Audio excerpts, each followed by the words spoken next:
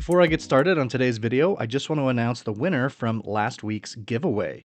I asked Google to help me out, and 2 was the lucky number. So congratulations to Quicksilver1227.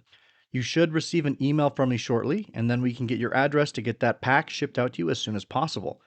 I'll also be doing another giveaway at the end of this video, so make sure you stick around and watch for that. With that said, let's talk about this week's card, an unappealing black creature that was suggested by a good friend of mine, Derelor.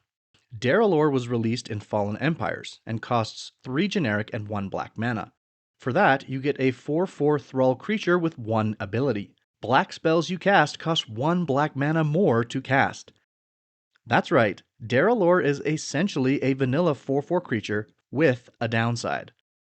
When Derelor was released in 1994, as a rare, mind you, its 4/4 stat line was actually pretty imposing. In fact, Fallen Empires featured only 4 other creatures with a higher power and toughness. Downsides were also very common at this time, and Derelor's downside was actually fairly easy to build around. Just don't play any other black spells. Despite this, Derelor never saw any competitive play and was quickly forgotten about by most Magic players. And I say most players because in doing some research for this video, I was able to find several comments that mentioned Derelor. Sadly, and perhaps unsurprisingly, most of these comments were pretty negative. Like this one from a thread titled, "What's the single worst card in all of Magic?" Now, if we're being honest, there are definitely cards that are worse from Magic's history. But unless you're talking about its awesome artwork, Derelor definitely leaves a lot to be desired. In fact, let's compare Derelor to some other 4-mana 4/4 black creatures from more recent Magic sets. Let's start with Ashling the Extinguisher. Similar to Derelor, Ashling has no built-in evasion, but if Ashling can connect, she's got a very powerful damage trigger, and again, no downside. Defiler of Flesh is another interesting comparison. Not only does it have built-in evasion with Menace, but it actually reduces the cost of your black permanent spells, if you are willing to pay 2 life, and it buffs itself, or another creature, each time you cast a black permanent. Or how about Gisa, Glorious Resurrector? Again, no evasion, but Gisa has an incredibly strong effect, shutting down dies triggers for your opponents and stealing any creatures that die on your next upkeep. I'm also a fan of Lost Monarch of Ifnir, a new zombie typal payoff that makes it difficult to block any of your zombies, and it can return a creature from your graveyard back to hand every turn. Even outside of other rare cards, you've got things like Ogre Jailbreaker, a common rarity 4/4 with Defender that can attack and block as normal if you control a single gate.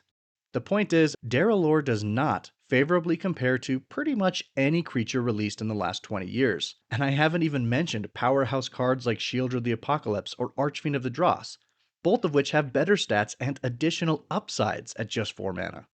So, with the explosion of power creep since Derelor was first created, are there any decks that may actually want to play this card? Or is this card truly unplayable in Commander? Let's talk about it.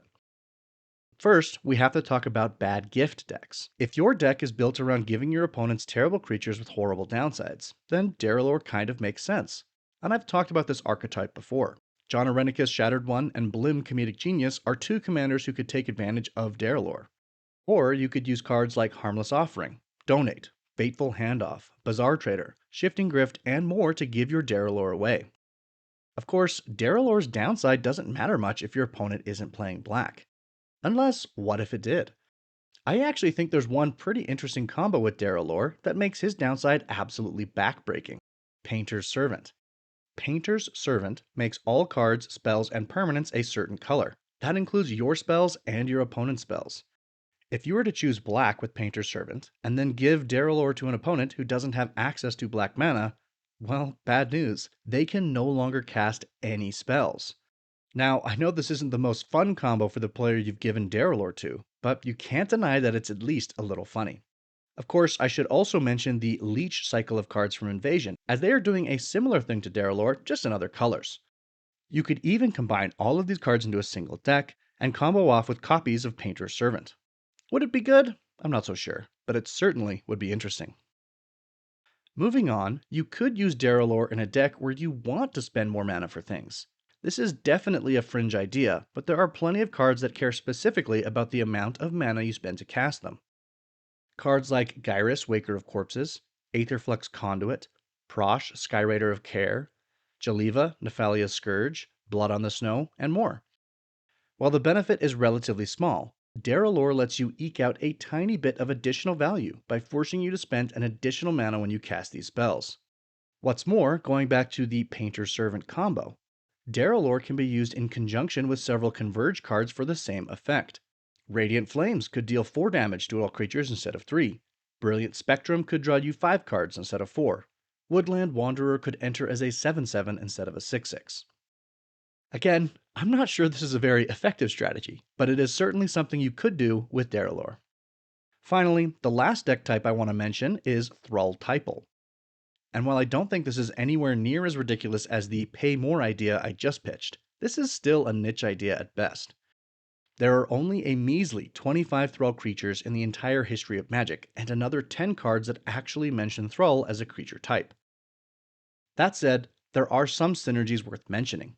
Soul Exchange is a 2-mana reanimation spell that asks you to exile a creature as an additional cost. If the exiled creature was a Thrull, the reanimated creature will enter with a +2/+2 counter, which is pretty neat. Turok's Gate is an enchantment aura with entirely too many words that essentially turns one of your lands into a +2/-1 buff for your attacking creatures, as long as you have a Thrull to sacrifice every couple of turns. Ebon Praetor is a one-of-a-kind magic card that gets a -2/-2 counter on your upkeep. But if you have a Thrall to sacrifice, you can turn those -2/-2 counters into +1/+0 counters, which pair really well with Ebon Praetor's First Strike and Trample keywords. Not to mention, Thralls have some of the most nightmare fuel art I've ever seen. Just look at Thrall Wizard, for example, or Neckrite, Mindstab Thrall, Basal Thrall, all brutally terrifying. Derelor fits right in next to those creatures and could easily work in a janky Thrall typal deck. There are even a couple commanders who fit this strategy: Endrixar, Master Breeder, and Tevishzat, Doom of Fools. Both of these commanders make plenty of Thrall creature tokens to support your overall theme, and Tevishzat even lets you add a partner for additional shenanigans. Since white has the most Thrall creatures outside of black, I'd recommend pairing Tevishzat with a partner like Prava of the Steel Legion or Ravos Soul Tender. Now, I know these ideas are definitely on the more casual side of Commander, but it's still worth asking the question, is Derelor unplayable in the Commander format? No, it's not unplayable, but boy oh boy, do you need a hyper-specific deck to make this old Magic card work. I give Derelor 0.7 dumpsters out of 7. At any rate, what do you think of Derelor? Do you have another idea that could make this card even better? Let me know in the comments below, and don't forget to leave me suggestions for cards you want to see me review in the future. Alright, with all that said, let's talk about this next week's giveaway. For this video, we're giving away another booster pack from Final Fantasy. To enter, you've got to do 2 things. First, there's a Google form in the description of this video. Go there and share your YouTube username and email address with me. Don't worry, I'm not going to use this information for anything except giveaways.